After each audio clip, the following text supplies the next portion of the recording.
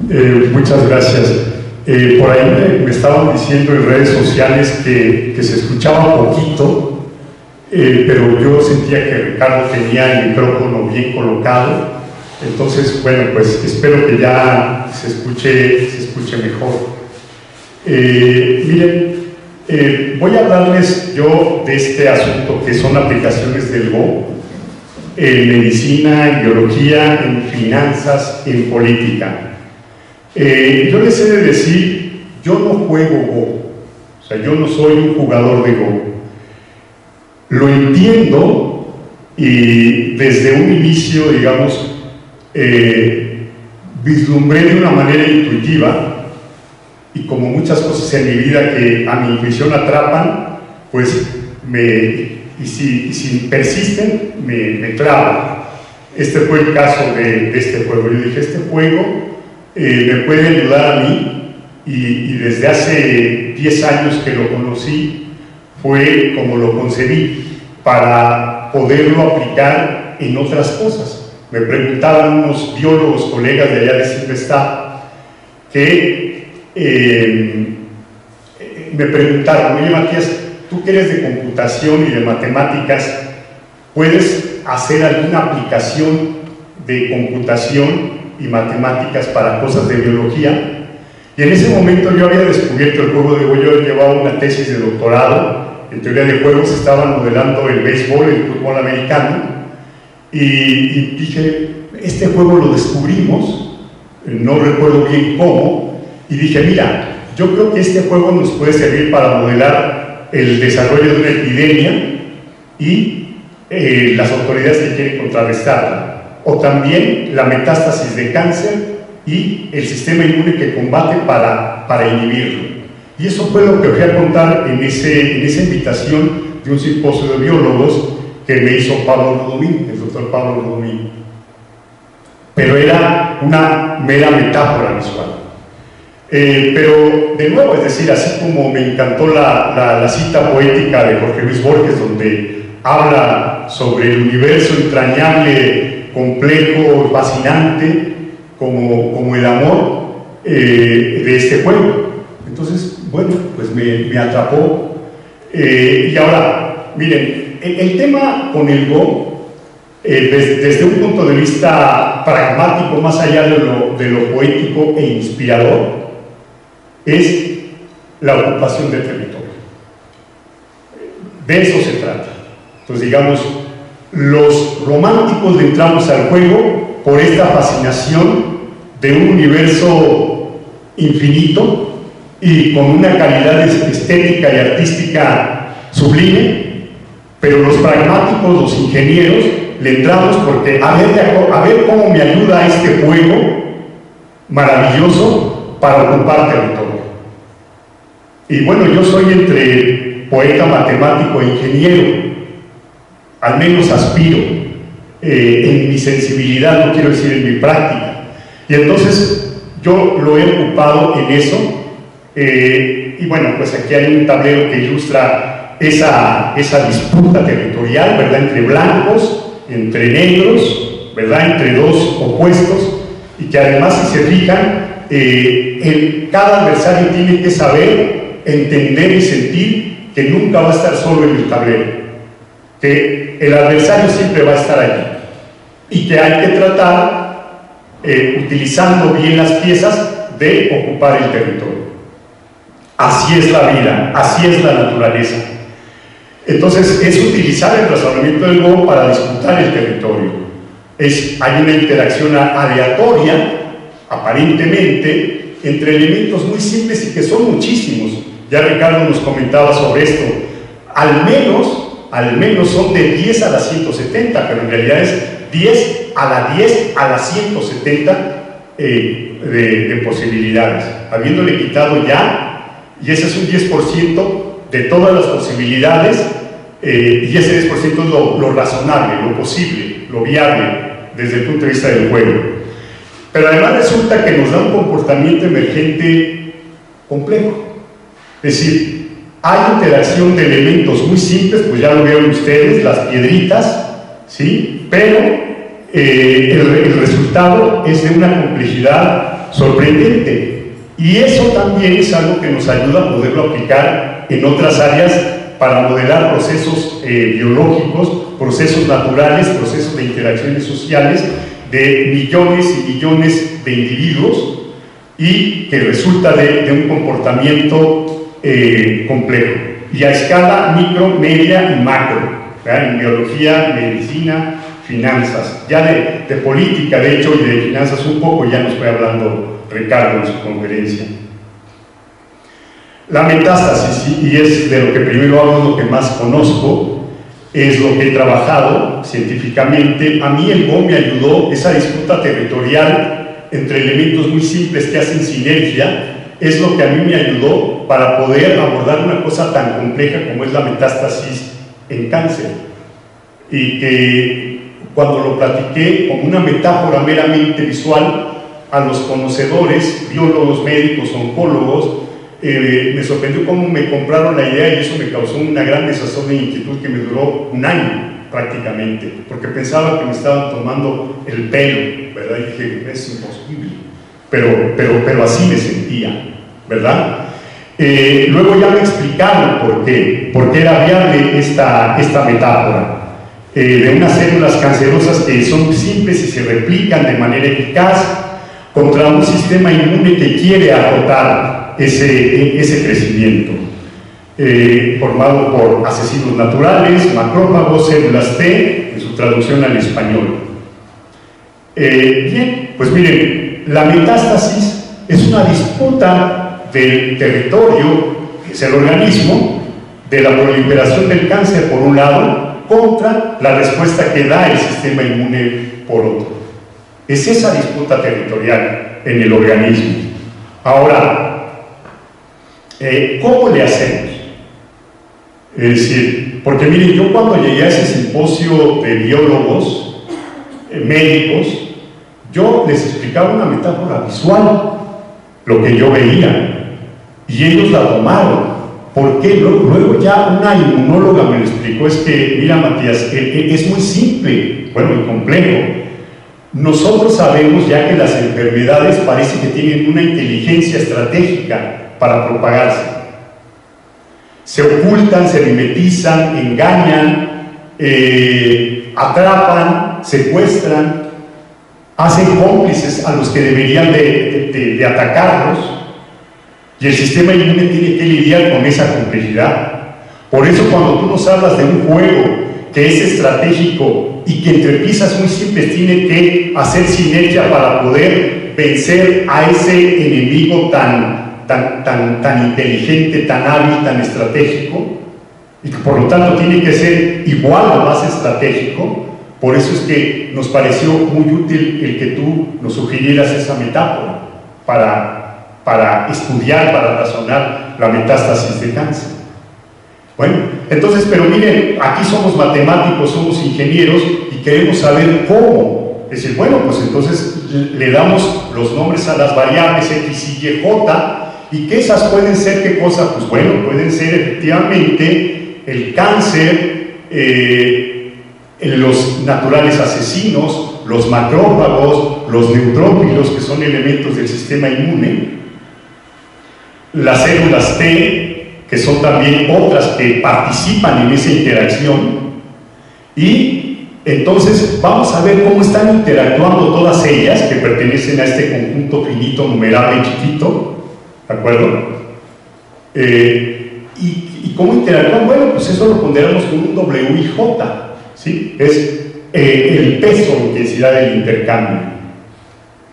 Y luego, bueno, pues entonces ya nos podemos ir, en este caso numerable discreto, a hacer una sumatoria de esas interacciones. Si se fijan, aquí está el W y J, el XY, el YJ, N y M son números naturales, los millones o billones de elementos que quieran, pero estamos en una sumatoria de caso discreto, lo sabemos nosotros aquí. Si fuera continuo hacemos una integral, eso se puede hacer también, y luego cada una de las partes son multiplicados por un campo, por un ambiente que está allí.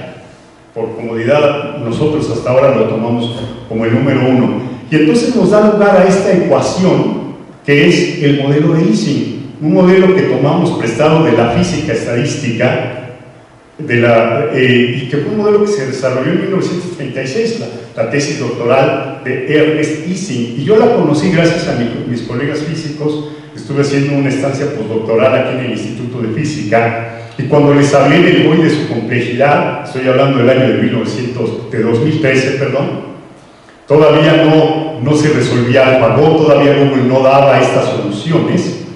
Les platicaba a los colegas físicos, matemáticos que me escuchaban en el Sandoval Vallarta, de aquí del Instituto de Física, sobre esto y cómo a veces parecía que había un equilibrio, alguien colocaba negros una piedra y ¡purrum! Había una parte del tablero que se decantaba a su favor. Y ellos me dijeron: Matías, eso es una transición de fase. Y les pregunté: ¿cómo lo modelan? El modelo más simple es el de Ising, me dijeron.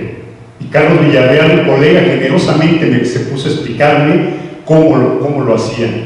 Y a partir de ahí lo empecé a estudiar con adaptaciones propias a las características de este juego, donde una piedra puede ser la concatenación de muchas piedras individuales y tener longitud 20, 30, 50 y tener una colocación con respecto a las otras y hacer sinergia, pero lo que le pasa a una de las piedras individuales le pasa a las 20, 30 o 40 que estén en la piedra compuesta. Esa es una particularidad. Entonces luego lo extrapolé al caso del cáncer, ¿de acuerdo? Es una plática muy breve, no hay chance para mucho, pero se puede dar una plática de 2 horas o más. Y luego, claro, como son procesos probabilísticos, son procesos estocásticos o que parecen estocásticos, pues hay que meter teoría de la probabilidad, hay que meter variables aleatorias y hay que utilizar distribuciones de probabilidad de las que se pueden usar más, o algunas de ellas son la uniforme, esa puede ser cuando hay equiprobabilidad.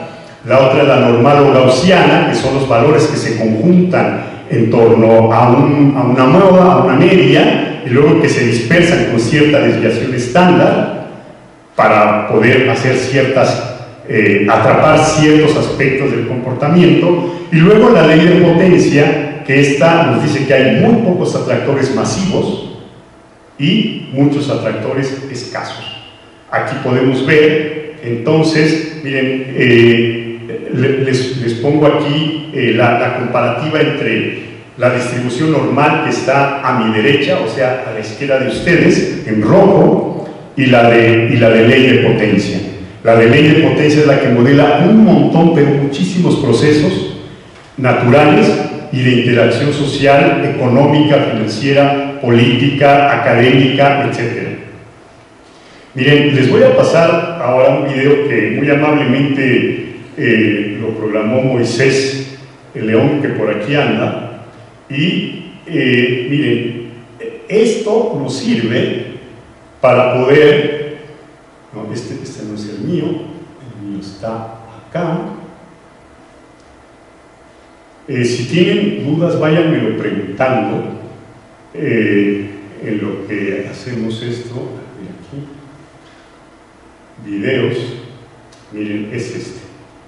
Miren, aquí, esta es una aplicación que se llama NetLogo, que les gusta mucho a los biólogos, a la gente que se encarga de este tipo de procesos. Es cómodo de programar para ellos, a los computólogos no les gusta tanto porque no sigue los cánones del razonamiento de programación en computación, pero bueno, pues aquí tenemos que convivir. Entonces, miren, por ejemplo, aquí nosotros tenemos un entorno, sí se ve, bueno, es que creo que aquí hay un problema de ajuste, ¿verdad? Pero bueno, ahí está.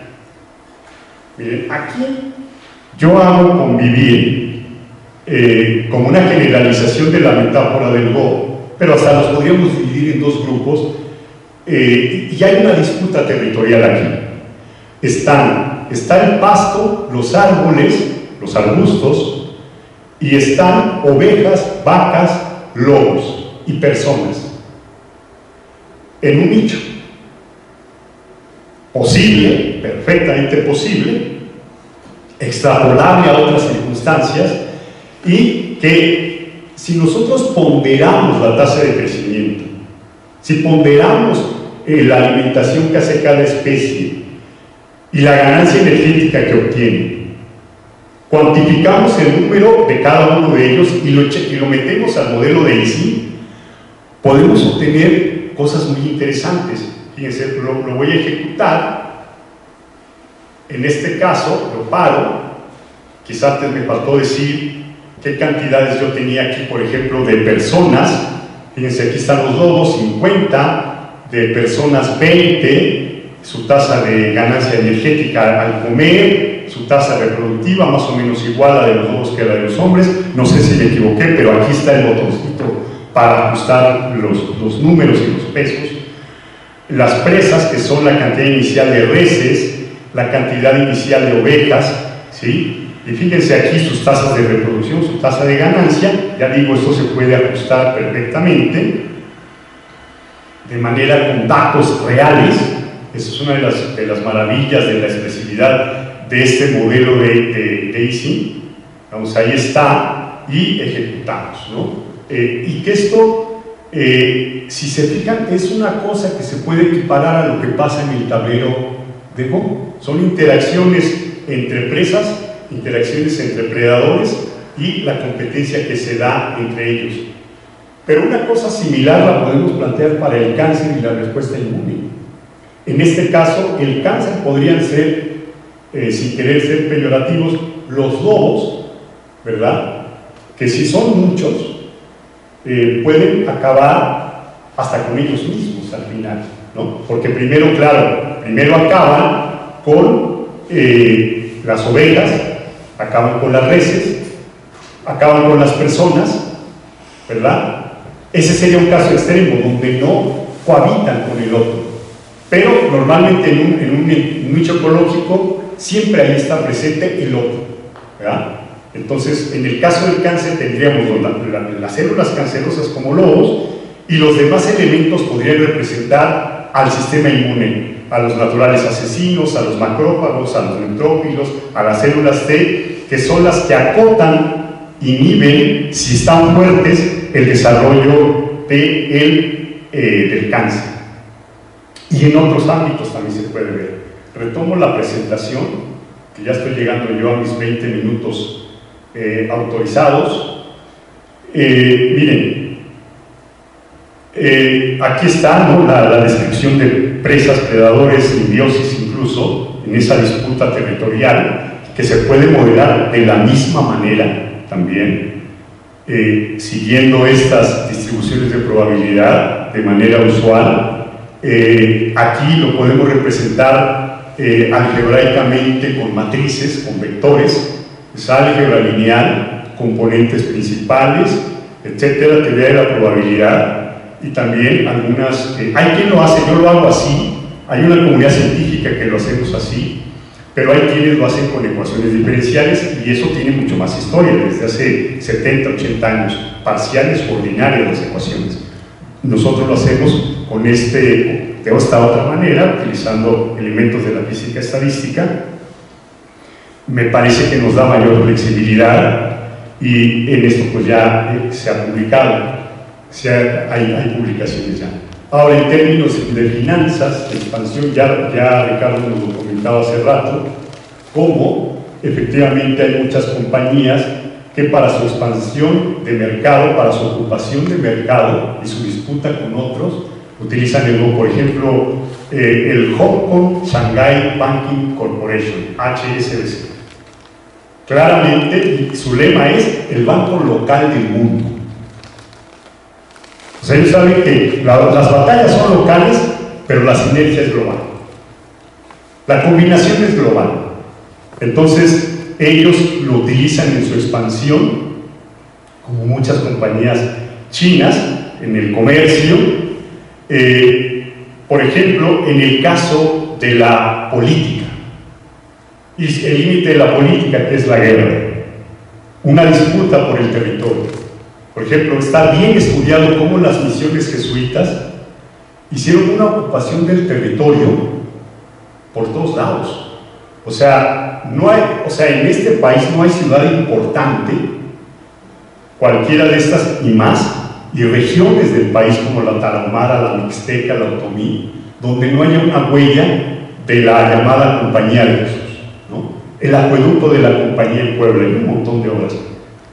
Pues esto es go político, religioso, profundo. La revolución socialista de Mao Zedong, ya nos lo mencionaba Ricardo hace un momento, está muy bien estudiado, muy bien analizado. Y yo digo que el señor presidente es un jugador de go extraordinario, aunque a lo mejor él ni lo sabe. Pero, miren, yo nada más hago esta comparativa. En el 2006, que es la primera vez que él compite por la presidencia, su territorio ocupado, el territorio que él dominaba era del centro del país hacia el sur y el sureste. Y su base social era básicamente los sectores de bajos ingresos y parcialmente la clase media. Y bueno, toda la Ciudad de México, que no es poco, ¿no? Pero cualquier jugador de go sabe que pretendiendo ocupar la mitad del territorio es una mala estrategia para ganar la partida. Hay que hacer algunas batallas puntuales fuera sólidas para aspirar a ganar el territorio. Bueno, pues este hombre para 2018, López Obrador, fue lo que hizo. Se fue, y como muestra este GIF, esta animación, que por ahí Emiliano me hizo favor de compartir, ocupó el centro, el sur, el este, ya lo tenía para sí, pero también se ocupó del norte, del oeste, del noroeste, del noreste. O sea, ocupó geográficamente hablando, electoralmente hablando, esos estados, esos territorios, y esa fue una ocupación geográfica, pero también por sectores, o sea, personas de ingresos bajos, medios, altos, sectores empresariales y religiosos. Los convocó gente de Monterrey, gente de Jalisco, gente de Coahuila, gente de Chihuahua. Arrancó sectores al PRI, arrancó sectores al PAN, liderazgos locales con esas siglas, con esos nombres, gente asociada a Manuel Cloutier, a Maquillo, una celebridad del GO, gente asociada a Colosio, una celebridad del PRI, ¿no? Y liderazgos regionales de diversas ideologías. O sea, jugó GO político, jugó GO electoral y ganó como ganó. Y ahora parece que va por el mundo, dice un plan para la ONU, que para que no se peleen los rusos y los ucranianos, y convoca a la comunidad latinoamericana y le dice a Estados Unidos, mejor vamos juntos porque mira, ahí están los chinos. Es una amenaza, es una ocupación del territorio. Entonces, eso es lo que yo les quería compartir como aplicaciones que nos da esta herramienta maravillosa. Estoy convencido que cualquier persona debe aprender a jugarlo, pero sobre todo los jóvenes universitarios como ustedes. O sea, es una herramienta fundamental. En el siglo pasado se decía, juegas ajedrez, qué listo eres, qué buena onda, échale, porque esa es una herramienta analítica que te ayuda mucho. Bueno, pero el ajedrez ya fue una herramienta emblemática del siglo pasado, de las problemáticas, contextos del siglo pasado. De este siglo, con la enorme cantidad de datos que hay, con la enorme capacidad de procesamiento computacional que hay, con la enorme interacción instantánea que hay a través del Internet, el juego emblemático representativo de esa realidad es el GO. Entonces, quien sepa ocupar, aprenderlo y ocupar territorio en su actividad profesional, la que sea, está en ventaja. El equipo científico pues es Omar, Renato Arroyo, tesista de doctorado de la Universidad de Guadalajara, Sergio Alcalá, un postdoc, también egresado de aquí en esta facultad, Alfonso Rojas, un investigador del Tecnológico Nacional de México. En León también hay una doctora de la Universidad de Guadalajara, Isabel Sainz, que se le pasó ponerle aquí, y otros más. Ahora, yo voy a mi parte personal, en eso Ricardo y yo compartimos esta sensibilidad. Poli UNAM, unidos vencerán, por seguro. O sea, eso yo lo aprendí desde que entré a la prepa a mis 14 años, en la prepa 1, allí en el centro. Efectivamente, Burro, Puma, como el doctor Velázquez, el director de la facultad, que es alguien que se doctoró en Silvestar. Miren, yo soy un matemático, egresé de aquí en el 89, una tesis de transformaciones complejas.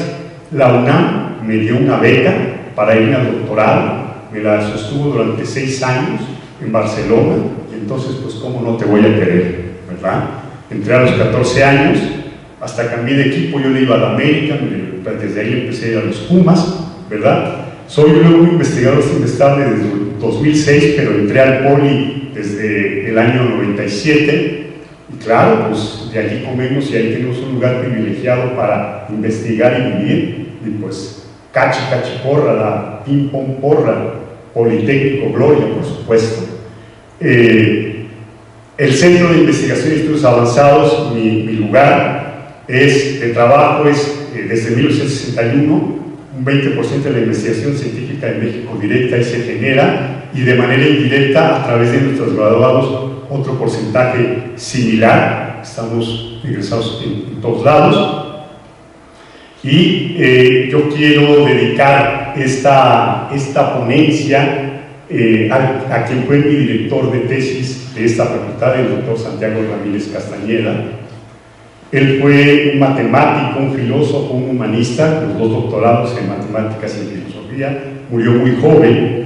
Él fue un líder pionero en historia y filosofía de la ciencia en México, y él es el editor de Mexican Studies in the History and Philosophy of Science del año 95, que es un libro de la serie de estudios Boston Studies in the Philosophy and History of Science, junto con un destacadísimo filósofo, Robert Cohn, y él además hizo estas 2 contribuciones personales en ese libro. Entonces, yo nada más quiero terminar diciendo que yo llegué a esta facultad hoy para hacer esta ponencia y organizar este evento de la misma manera en que llegué cuando fui un estudiante hace ya 42 años. Yo me sentía intimidado, pero qué contento me sentía yo aquí. Yo había estudiado 1 año de psicología, me sentía desubicado, llego aquí, me siento intimidado, pero qué contento. Dice, estos compas, qué divertidos son los compañeros, los profes, ¿no? Girillosos, burlones, agudos, críticos, cultos, lectores. Yo dije, no, esto aquí está divertidísimo. Me iba a re mal en los primeros exámenes, puro 0, puro -3, ¿verdad? Pero yo qué feliz estaba aquí, me intimidaba mucho esta facultad. Pues ahora llegué igual. Pero fíjense, en aquel entonces tuve la benevolencia y rigor de mis profes, de mis compañeros, y yo creo que ahora tengo lo mismo de parte de ustedes, el rigor y la benevolencia. Muchas gracias.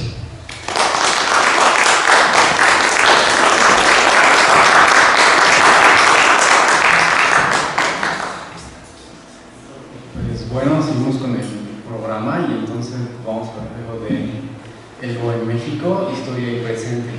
Pues bueno, en esta hay varios ponentes, no sé cómo. Pues Ricardo, ¿verdad? Ricardo es uno de ellos. El otro es Siddhartha Ávila y Rebeca Peña. Entonces, en lo que viene acá, si hay algún comentario, alguna pregunta de la exposición que hice, adelante, por favor.